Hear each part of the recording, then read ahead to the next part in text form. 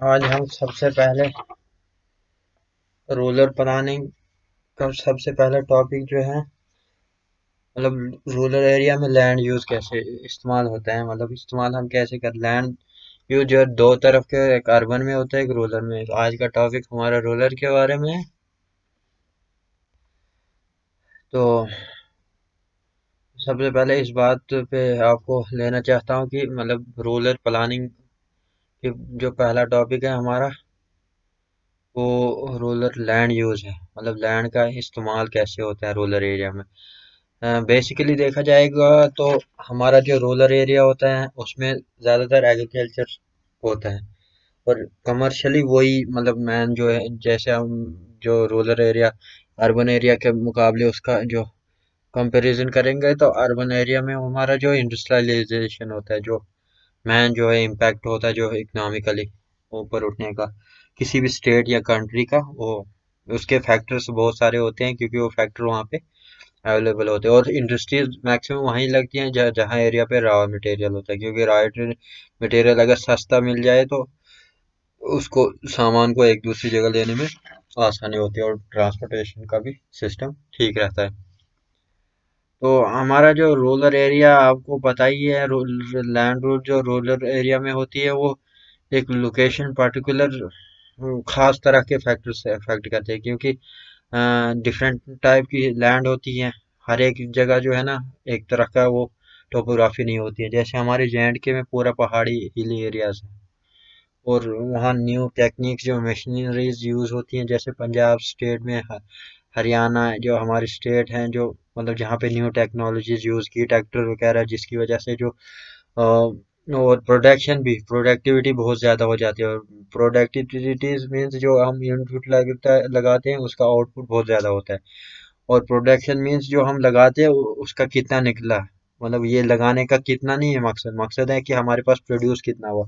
और प्रोडक्टिविटी में दोनों को लिया जाता है, कितना डाला और कितना निकला, मतलब इनपुट एंड आउटपुट बहुत सारे productivity. But in on base of production we talk only the how many produce we from any agriculture field। तो सबसे पहले इसका इम्पोर्टेंट पॉइंट आप लिख लीजिए, नोट कीजिए, आपके पास पेन होगा कॉपी होगी। अच्छे स्टूडेंट्स हैं मेरे पास, जितने भी बच्चे हैं 20 बच्चे तो जुड़ गए, आनंद, इशफाक, यासिर, और कौन है ये, अशोक सिंह, अच्छा मिथुन परिहार, संजय सिंह, और ये क्या मिथुन मनहास फ्रॉम राजौरी। ओके।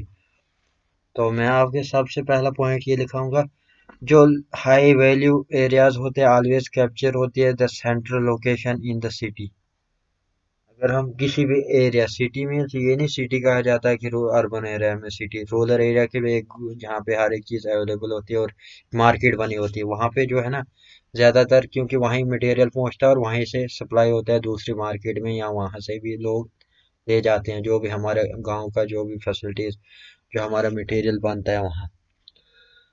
तो इसलिए सबसे पहले ये है जो जहाँ पे हाई वैल्यूज एरियाज होते हैं वो कैप्चर होते हैं करते हैं सेंट्रल लोकेशन को, किसी भी एरिया को जहाँ पे हर एक चीज़ अवेलेबल हो चारों तरफ से, सेंट्रल पॉइंट मिड पॉइंट जहाँ पे हर एक एरिया जो है कैच शॉर्टेस्ट डिस्टेंस अवेलेबल हो। The intention and interest of the person concern also affected the land value.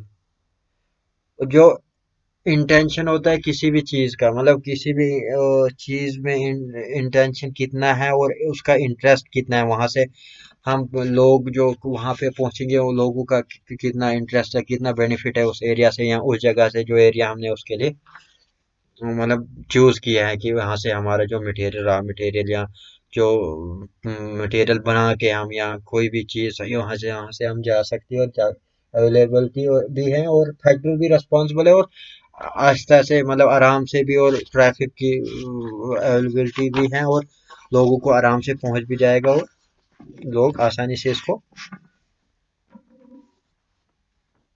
Utilise कर पाए। ठीक है।